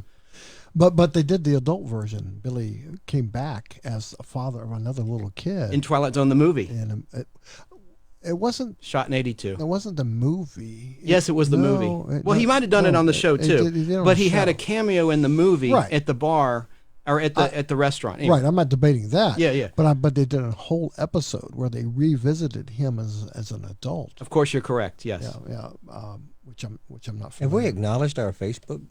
We did viewers? earlier. Hey, everybody on Facebook. No, we did. We did earlier. Yeah, but there's more of it. I'm interacting with them on my laptop. Oh, you are? Yeah. Are we going to talk about Outer Limits? Well, we'll get to it later, but we're still on a roll with Twilight, and there's so much more to cover. I'm getting hungry. I mean, I'm sure Tom agrees that this is just too good a topic. Susan's upstairs, all that delicious food. Got one more quick thing I want to talk about. You know who Russell Johnson is. What does the name Russell Johnson, the actor, mean to you? Well, Gilligan's Island. Thank you. He was the professor, right? Yeah. Well, he did a couple Twilight Zones. This is very brief. This is a cool little interview with him talking about his work on the Twilight Zone. Back There was an episode he did, and check it out. Wonderful. I was very proud to be in those. Of course, everybody in Hollywood who in those days was doing a Twilight Zone, but that's fine. They were the best written shows. Yes, they were. They were wonderful, and they still are. They hold up, those stories. The Execution, that was with a guy named Albert Salmi, a wonderful actor. That's a I good played a episode, scientist too. who had a time machine he's about to be hung in the Old West. He's a bad guy. Yeah, that's right. My time machine takes him out of the noose and puts him in New York City, brings him into New York City in 50 or 60, somewhere in there. That's where he's taken out of and brought into modern times, and he can't handle that. And he ends up killing me and ends up back in the noose. Wow. Okay, that was the Execution. The other one was called Back There, and it's about a guy who knows that Lincoln's going to be assassinated and tries to stop it, tries to tell people, tries to stop it. And that was a fun show. That was a good show. Now those are both written by. Okay, and that's all. No, of that. that I just wanted to play a little bit of that for everybody. Yeah, that was a good show, and that was shot in his much later years. It's probably right before he died, from what it looked like visually speaking. So we've covered, gosh, this whole Podblast should have just been Twilight Zone because. Should we just keep it Twilight Zone? I mean, do you want to just keep going Twilight Zone and do Outer Limits another time? There's so many good Twilight Zone episodes that we haven't. Because Outer Limits is brief. I mean, Outer Limits won't take long. We can do Outer Limits in like 10, 15 minutes, I think. Yeah. Well, how long have we gone? Well, we've already gone a little over an hour and 7 minutes. That's actually. fine. So, We could go 2. You know, we could go 2 at the most if we want we could to. go 4 hours according to Chance. Let's just stay here and let's just Let's have a crappy show and cut it short because you're hungry. Let's just stay here and just not eat, and I think it's such an forget that. important subject matter. No, I it really do. I think we should give it some due respect. But we're giving it respect. No, what do you think? yeah, I know. No, I'm not. I'm just saying. Got one quick thing for you. Can you pop me up for a second, please? Sure. This is Rod Serling. You like Rod Serling, right? Oh, of course I do. All right. This is 1966. Quick little intro. Believe me, I won't be long. Go ahead. At UCLA. And here's his Good introduction. afternoon and welcome. November 11th, It is 66. with great pleasure that the Associated Student Speakers Program present this afternoon and welcome to our university Mr. Rod Serling. After freelancing with radio networks during student days, Mr. Serling turned his attention to television in 1949. His success there is simply a matter of record. Mr. Serling has received 6 Emmy Awards for Best Dramatic Writing and is the first writer ever to receive the Peabody Award. He is probably best known for the scripts he wrote for original use in the television media, particularly Requiem for a Heavyweight and Patterns. In 1959, he created, wrote, and produced The Twilight Zone. Da, da, da. After Mr. Serling's address, there will be an informal coffee hour next door in the men's lounge. An informal coffee Finally, hour. no introduction of our guest today could be complete without mention of his persistent and vocal arguments for this remaining a tuition-free university. How about that?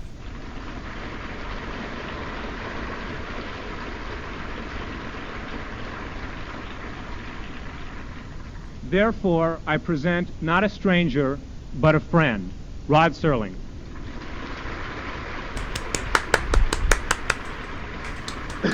Here, I'll cut it in a sec. I just wanted to hear his first words, and then I promise I know.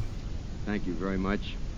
I have kind of a low voice, and it strikes me that I'm only hearing myself. Can you hear me in the back of this gigantic room? It's very noisy, Cliff. Can you hear?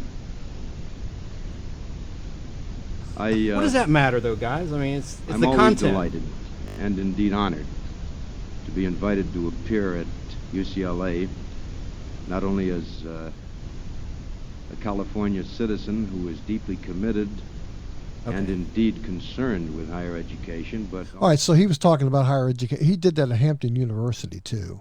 UCLA. Yeah, of course, UCLA. But you know what? Let's do this. And now the nostalgic Podblast takes a look at the coronavirus. You mean COVID-19, don't you? Okay, guys, have it your way. COVID-19. And speaking of that, let me wait. What? So you know, that's our sponsor. That's it. Here's the coronavirus bottle right here. We've got it right here, featuring it right here. So anyway, And Chance brought this stuff here. Yes. And he sprayed it all over my soda can here, and it tastes like whatever Vicks this Vape- is. Sorry. It now tastes like Vicks Vapor Rub. That's it, right there. He sprayed Or it Ben all Gay or something. I don't know. It's Well, the lawmakers are still in disagreements at threatening a federal economic stabilization package. Oh, breaking news! Breaking news! Yeah, breaking news. And there's no surprise there that they can't agree on nothing. I mean, that's just the way that you know. So it's kind of like they can't agree on nothing. I mean, it's kind of like, come on, guys, can you guys Get your act together. Can you guys not get together on one little stupid? But Tom, we got something we can all agree on, don't we? Before we leave Rod Serling, he passed away June 28th, 1975. He was only 50 years old. Heart attack, wasn't it? Yeah, heart attack. Heart attack, yeah. I mean, he was he smoked a lot. But, it's just, but talented man. You know what, though, what we all can agree on, speaking of disagreements, is that they should never colorize the Twilight Zone. And I don't want to be a hypocrite, because I've said, you can always turn the color settings down. They don't colorize stuff anymore. No, they are. Well, Zach Smothers, who's with us now on the Podblast, he did the Munsters, and he does an amazing job. You've shown me his work. He is phenomenal. He does an amazing job. Honored to have you in our Audience, thank you. But I'm sure CBS won't spend the money to do No. that. What he's colorized is little clips of stuff from materials that he already has on hand. But he also did that movie, a movie where he colorized all the World War I footage that came out here a few months ago. So anyway, not 1917. Anyway, I got a topic for you guys. What does the name Earl Hamner Jr. mean to you? Or not a topic, but what The do you know who Waltons. Earl The Waltons. Yeah. He also wrote some Twilight Zones. Did he really? Check this out. Did he really? Check this out. Yeah, he did. And he wrote a great Lost in Space, so it's besides the point, called The Antimatter Man, Season 3. Is this as a surname. Hamner, yeah. Yeah, here we go. No, this is Twilight Zone.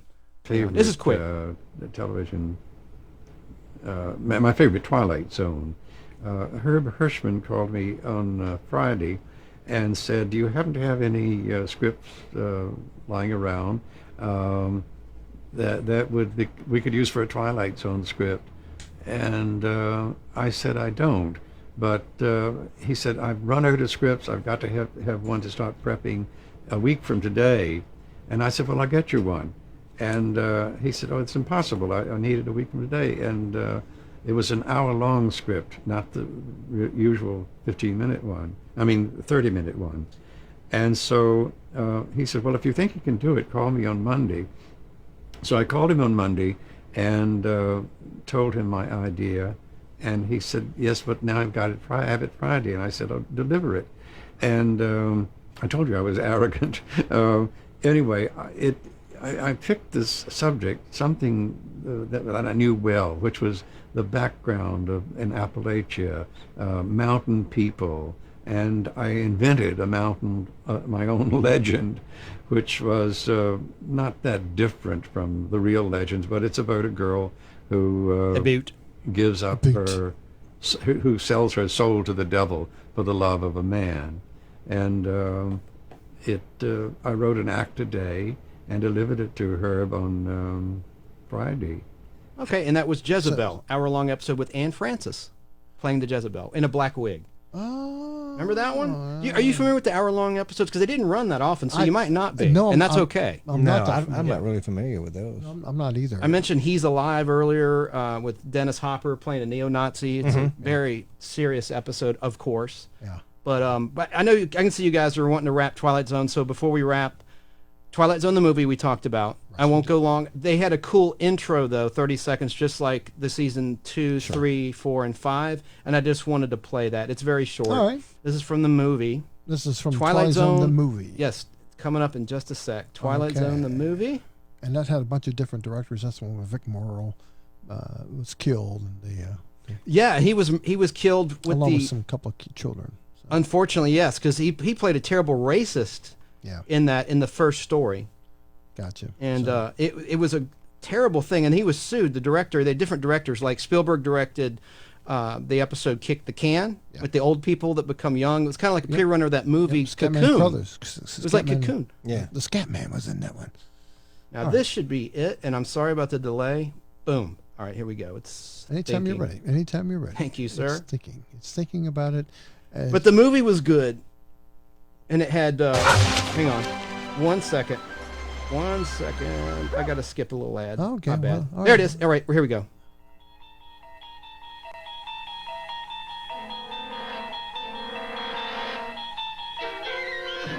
You unlock this door with the key of imagination. Burgess Meredith. Thank you. I was waiting to see if Al would recognize it. Another dimension.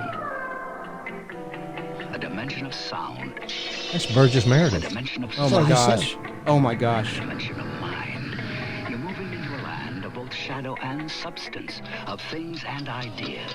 You've just crossed over into the Twilight Zone. I like his voice with it. Yeah. So that's that. Yeah. And then final thing. In 1993, they made Bally Pinball made a cool pinball machine based on Twilight Zone. Yeah. And I'll just tell you, it was a hot selling machine. It's very cool. You can still find them to this day, but now, like everything else, as we record this, there's a lot of quarantining going on, and Portal Pinball, unfortunately, is closed, but they have a Twilight Zone pinball machine there. But here's a couple sounds. If you put a quarter or a token into the Twilight Zone pinball machine, here's what you would hear. You would hear this. That sounds really good. Yeah. 3, 2. What is that? 1. That sounds great. That sounds great. Sounds really wonderful. There it is. You unlock this door with the key of imagination.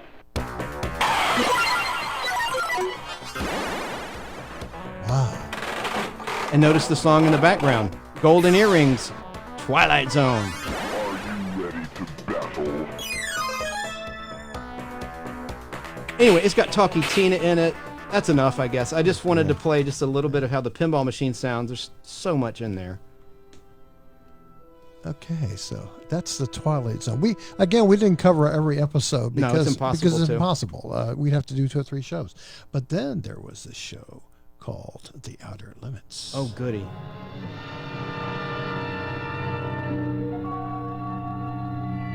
There is nothing wrong with your television set.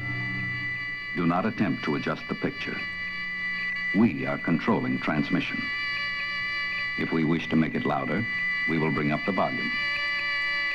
If we wish to make it softer, we will tune it to a whisper. We will control the horizontal. We will control the vertical. We can roll the image, make it flutter. We can change the focus to a soft blur, or sharpen it to crystal clarity. For the next hour, sit quietly and we will control all that you see and hear. We repeat, there is nothing wrong with your television set. You are about to participate in a great adventure. You are about to experience the awe and mystery which reaches from the inner mind to the outer limits. A very long theme. That's the longer version. I'm glad you noticed that. Yeah, yeah. That's from September 16th, 1963. Yeah. The first I'm episode. just The playing Galaxy music being, under. I know, Galaxy being, and it had Cliff Robertson in the pilot and Jacqueline Scott. And it was about radio. Al, are you listening? I You am. remember that one about radio? You like that Yeah, one? we watched it on the Roku channel. Tell them where you can find Outer Limits on Roku, sir. Please. Well, you can get it if you have a Roku device. You can watch it on the Roku channel, and Amazon Prime has all of them. Wow. And they look terrific. And we didn't mention Twilight Zones on Sci-Fi. I know we're moving on. We're moving on. But they always have a New Year's Day marathon of Twilight Zone. Yeah, they always Anyway, run 'em. wanted to get that in. But Outer Limits. Well, It was part of the monster craze that debuted on ABC, like I mentioned, on September 16th, 63. Part of the new ABC, and I'll shut up, but I just want to get this in. Along with The Fugitive, The Patty Duke Show, it was a new vanguard of entertainment on But ABC. how come, all right, like the Twilight Zones, we all remember most of those episodes, but Outer Limits, you just don't remember that. well, because- I just don't remember them. because they I weren't- watched them, but I don't Well, I remember did them. too. I kind of disagree, but that's okay. It's your experience. They weren't That's in okay. syndication. I don't remember No. them being in syndication. They weren't that many. Ever. They were, guys. They were on They were. WXIA 11 Alive in the 80s. I would watch them. They honestly, on 11 Alive here in Atlanta, Georgia, which is an NBC affiliate, was ABC until the But- late but- 70s. But they would air them. I would watch. That's But how I in the discovered 80s. the show. But in the 80s, 80s. 1980s. But I'm talking about when we... Like 1982. Like when Twilight Zone came along, for instance, it came along in the late 50s, early 60s. Well, we were kids. But... That show. You're right. No, the you're Grace right. and Lucy shows stayed in You're right. syndication You're for such a absolutely right. long It time. was There wasn't that spotty. many- there wasn't Yes. that many episodes. That's Right. why. I mean, It was spotty. That's yeah. syndication. It was. It was like we were lucky to have it in Atlanta, but it probably wasn't in many other cities. Unlike Twilight Zone, which was everywhere all the time. Correct. How many episodes of The Outer Limits were there? 48. It And was that- cut and that's short. it. It was cut short in the middle of their second season. It was canceled. The last episode aired in January 65 because of something you said way back in our Munsters Addams Family make me Podblast think. about the monster craze and how it fizzled out around that time. It was, and the network was pushing, and plus they lost Joseph Stefano, who was one of the executive producers. He left after season 1, and that music you played, that's Dominique Frontier, who Right, we I like mentioned his a lot. music. Yeah. But you know, half-hour shows in syndication played better. You know, our shows were. Well, our shows were tough. I mean, Yeah. even 12 o'clock highs. I love that show, but- But they weren't in syndication much. No, they if weren't at at all, all. because they had to chop them up so much for the commercial content, which took an hour show, chopped a good 20 minutes out of it, or All less. right, for instance, you mentioned I Love Lucy and those Yeah. shows. Well, when I worked at Turner, we carried that show, and they ran 25-30. Yeah. But we cut them down to 22-30. See, That's right. We cut them Yeah, down. you cut like a good 2-3 minutes. Oh, out. yeah. we but cut 'em a down. comedy sitcom would be easier to cut up than a An hour. serious hour That's drama right. because now you got to think about content. The story. Although it's a storyline, but they never really did. They didn't give a crap because I knew some people who worked in the film department where I first started at WVEC. And they said, well, we need to make up time. We need to take out. They didn't have time compression back then, so they always. Well, everything was on film then. Yeah. It wasn't. They wasn't on video. Guys, TNT used to air them. Were you at TNT in 1991 per se? Yes. Yeah. TNT would have a marathon, 48-hour marathon, often, usually like once a season, once a quarter, once every 3 months, or maybe twice a year. Right. And I used to love watching that when I was in college. Yeah. Anyway, and then they were released on home video. MGM put them out on VHS, and they'd be like $14.95 just for one episode on video. Yeah. And I bought them then. I bought them on DVD. Yes. So what was your favorite Outer Limits episode then? Oh man, it's got to be one of the most beautiful episodes, and I do have a clip, of course. Of course. And you've seen it. It's got David McCallum before he did Man from U.N.C.L.E. called The Sixth Finger. That's and a I have good- that's a good 16 one, millimeter yeah. film print of it. But Well, it was interesting because in To Serve Man they had the big head too instead of Dave McCallum. they did. But I love the make. That's the thing about Outer Limits. It was all focused on makeup, monsters, and they really had beautiful episodes. I prefer season 1 to season 2. Right. When Ben Brady took over from Joseph Stefano, the quality went down, and then the see music one of the Brady changed. They were the Brady Bunch. But let me play a clip of the Sixth Finger. I do that a lot. But here's a clip from the Sixth Finger. And what's happened is this was a coal miner David McCallum's playing, and there's a scientist in town, and this is in some European nation unnamed, right? Fictional European nation in the hills. So it looks like Holland or something. And there's an American scientist, and he's working with an ape, a chimpanzee, played by Jonas Prochaska, who played most of the monsters in Outer Limits. Oh, okay. Sorry, am I being loud? And No. and in this episode, I'm just saying, just play the clip. okay. Whenever you're ready. Well, I'm just setting it up. Thank you. I need to go pee. Okay. Can you go ahead Please, and play please it? do. Thanks for telling us about that. And so You got a the bathroom scientist down experiments. He wants to experiment on a human to advance to what mankind will be like in 1,000,000 years. Right. And so wait a second before you pod me up. There's a stupid ad plan. And so this man volunteered, this coal miner, to be advanced to what mankind will be like in 1,000,000 years. And so this is in this clip. He's already advanced, and he's starting to self-mutate into. Here we go. Into what mankind will be like in 1,000,000 years. Here's the clip. Okay, gotcha. And he's talking to Kathy, a girl in a town who I delivers came back bread. because I knew you were here. What have you done? I was going to destroy everyone. In the town. And suddenly, No longer mattered. it no longer mattered. I evolved beyond hatred or revenge, or even the desire for power. I could feel myself reaching that stage in the dim future of mankind when the mind will cast off the hamperings of the flesh, He sounds like Ilya become all Kuryakin. thought, and pretty. no matter. A vortex of pure intelligence in space. Great makeup. Great makeup. It is the goal of evolution. Man's final destiny is to become what he imagined in the beginning, when he first learned the idea of the angels. But that is far ahead, and I'm impatient to go the whole way. But that is why He's going to go in this I need your chamber. help. Look how pretty. She's very pretty. You're the only one I can trust. Will you help me to go forward? All the way into the future. I shall return to that chamber. That's almost over, guys. You must turn this dial to its furthest limit, all the way into the future. Yes. Open the door. Return the channel to the man from Uncle. You understand? Say it. She's British. I love her voice. Jill Haworth. You're crying. You mustn't go any further. Come back. Come back to me the way you were. Come back. Kathy, It's a beautiful episode. It is. it was you who took me out of the blackness. It was you who helped me to come this far, to make it possible. Won't you help me now to achieve the ultimate? The ultimate. Okay, the clip is boring me now. But Now anyway. here's the end, and then the thing is there is she can't do it, and she turns him back, and I just love. Where is it? Here it is. This is just literally 10 seconds long. All right. Okay. Let me load it up because it was a 2-part clip. Oh, I thought you already had the clips loaded up like I did. It's loaded, but here we go. Here we go. Now he says, "Open the door," and she goes, "He's in the chamber."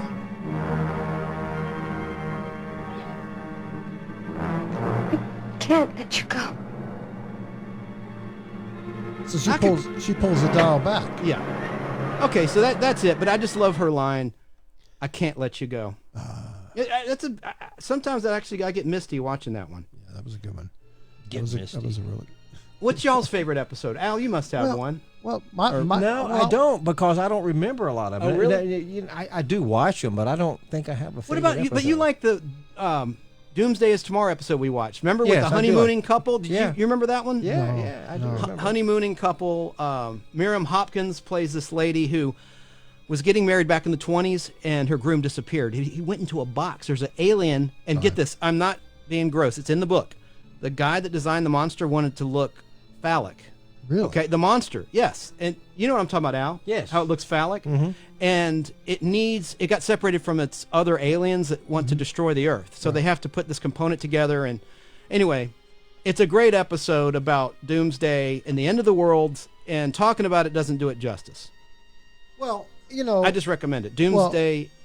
Well, one of the first episodes was Cliff Robinson. Galaxy Being, we talked about that. Right? We watched that one, pilot. I think. Did we watch that one? Yeah, we talked about it in this very show. So, yeah. So you got that one on film too? No.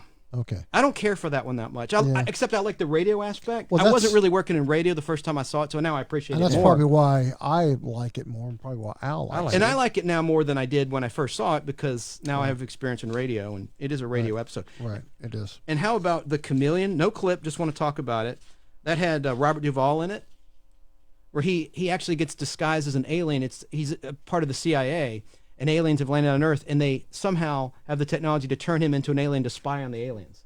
You haven't seen that one yet. I haven't seen that. The Chameleon is The Chameleon. And Fun and Games is a good one. That's based on a short story by Robert Brown. It's Hunter versus the Hunted. We watched that with those. Yeah, that was a good Nancy one. I like Malone that. and Nick Adams is in it. Now I want to mention Robert Johnson. He did the voice of most of the monsters on The Outer Limits.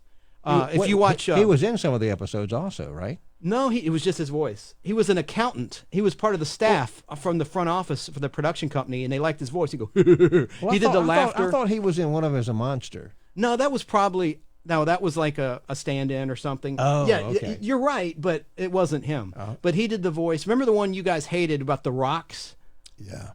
He was the voice. Listener, go to the window. Now jump. And Robert Culp goes to the window, and the aliens can control his mind. He's the only one that can hear them, because he had a head accident, suffered a head injury. So none of humanity can hear these rocks plotting, and he could hear them. And so the rocks start calling him listener. And so they try to whack him because they can hear their evil plans. But I know y'all hated that one.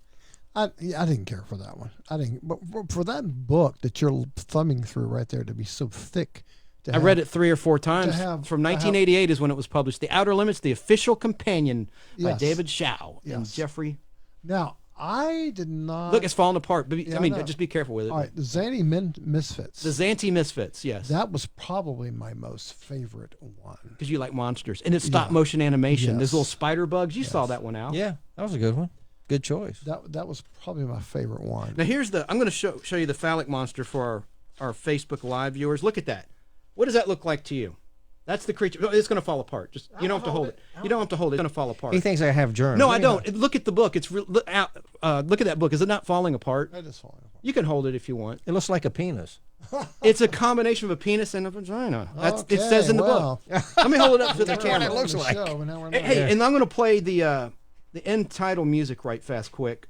Well, I know you've been playing as an underlay. I've got the end title music, so don't play Okay. that yet because we're not done. I know. I want to play Okay. just a little bit from the Zanty Misfits. Please do, and I'll hold this up to the camera. If that's okay. It's your show. It's our show. I would love to do that.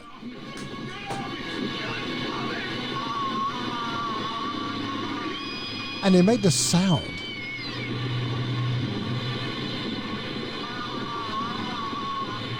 Hear the sound? That sounds like a lot of noise.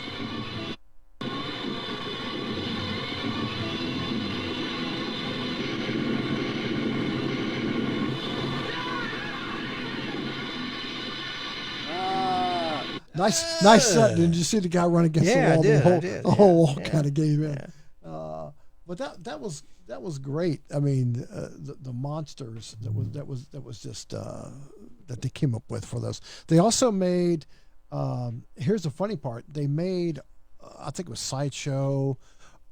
Made the action figures, and I've got the David McCallum one with the big head over there in the other room. I've got him over there.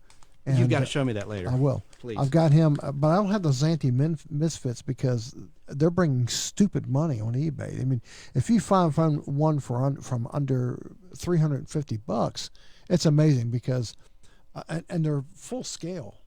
They're great looking, unlike the creature I've got on the wall over here, the creature on the Black Lagoon. And they made Topps cards back in the day that are quite valuable. Yes, yeah, black and white. Yeah, they did.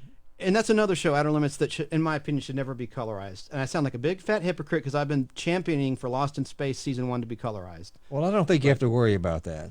You really don't think they're going to do that anymore? No. You want to bet on it? Nope. Okay. Nope. Well, time will tell. You might be right. They had some great monsters back then, and they've done all of them in characters in action statues and stuff that you can buy. You can't buy them now, but about almost 10 years ago they came out with them, and like I said, I've got a few of them. That's cool, Tom. And just because I thought the monsters that they had in that series was very, very cool. The one that, let's see, the Zanti Misfits, and an alien who appeared, I can't think of this guy's name. Anyway, they did him. Oh, Bruce Dern. Yeah, Bruce Dern was the star of that one. Good actor. Yeah, yeah. And he did a lot of Fugitives back then. Yeah, he did. He had a small part in Once Upon a Time in Hollywood. I don't remember seeing him in that. He was one that owned the land that the hippies were living on. Oh, okay. Remember, he went to see. Yeah. Brad Pitt went to see him. Okay, I know Quentin Tarantino likes him a lot. So, and his daughter Laura Dern's in a lot of movies, including the latest Star Wars movies. Well, we know this. We've been going long. We've been going for about an hour and 34 minutes. It's worth it though, to be honest. And we didn't cover Outer Limits as probably as much as we probably could have. Chance, any final words on Outer Limits? Yes. One more thing. Oh yeah, you have a one. Thing. Yeah, he's got the one more thing music, don't you? Give it a second. More. You know that. I heard you play it. That's okay. But I don't have. Well, I have one more thing I'd like to add. Please do. At the passing of Kenny Rogers. It's sad, isn't it? You know, I used to play his music when I was in country radio. And I always liked his songs. I mean, you know, I don't think he ever recorded a bad one. You know, I just thought he was a great entertainer. And the very first concert I ever went to was Kenny Rogers in the first edition. Wow. He did the song, just dropped in to see what condition my condition was in. Chance wouldn't know that song, but he was, before he was country, it was in a psychedelic, well, it wasn't psychedelic, well, but it was kind of a psychedelic song. Did you guys see him in concert? I did. Oh yeah. That was my first concert. I've seen him in concert. But I've seen him. The Gamblers. Well, I saw him in concert since then, you know, when he was mainly country. And my favorite song by him is Daytime Friends. By the way. And you asked about final things about Outer Limits. I've got one more thing about Outer Limits. You don't have a clip, do you? Tom, do you have one more thing that's off topic, or should I play my last Outer Limits? Go ahead and play your last. All right, here's the last clip. Actually, and then there's one more. All right, here we go. It should be playing now. This is the season 2 version of the end credits. Just a little bit of it.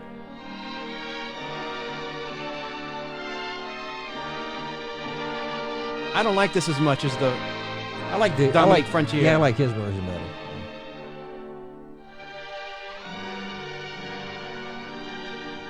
All right, I don't. You have play the whole thing because Tom? I don't like. I don't like that music as much. No, it's. You have one more thing, Tom? It's not. No, I don't have one more thing today because I wasn't prepared to do one more thing. Yeah. That's okay. You don't have to do one. Nothing like in the news. No. Anyone that passed here. Check this out. Check this out, man. Ready, guys? Yeah, ready for this? Whenever you're ready. Sure.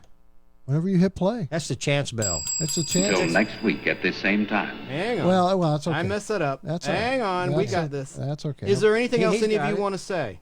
No, there's nothing else. Well, then here's the final. Here's the final thought that we need to say. What is Television set to you. Until next No, I week at messed it this up same again. time.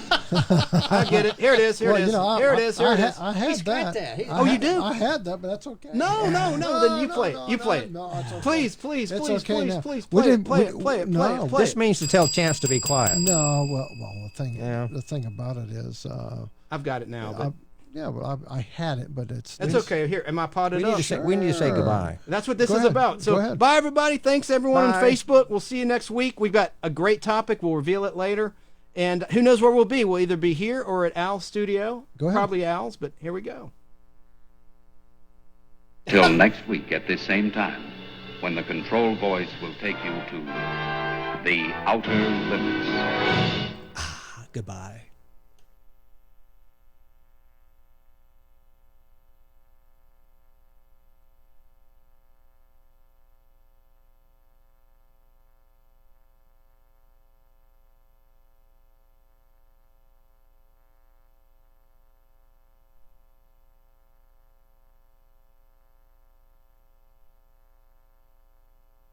Just for a couple minutes. It's an after show. Yeah. We do this all the time. Oh. Video exclusive for our Facebook audience members. I'm hungry. We'll eat. Yeah. You guys were good. I appreciate you putting up with my clips, as always. And I like this set.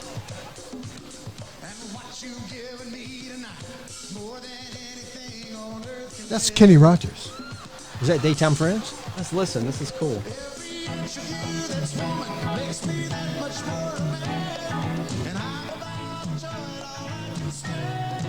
That's not a good song. No. Punch up Daytime Friends. Well, I tried and it's not there. It is. It's on YouTube.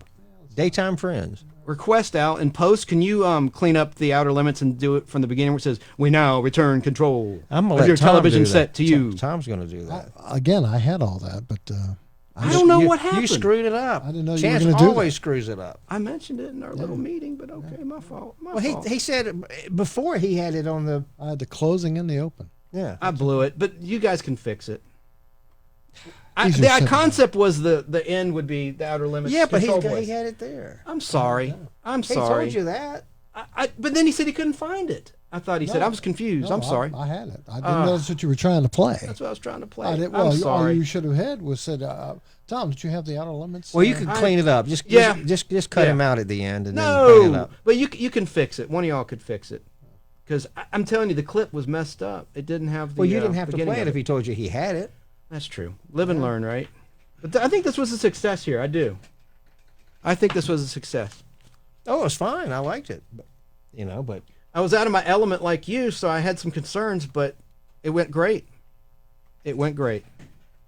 Let's see, Jackie made a comment. Is the video ended, or is we still rolling? Okay. Anybody, hey, Jackie. Hey, Mark. Anybody still tuned in over there or what? I know we had people trying to call in, but we only had one line today.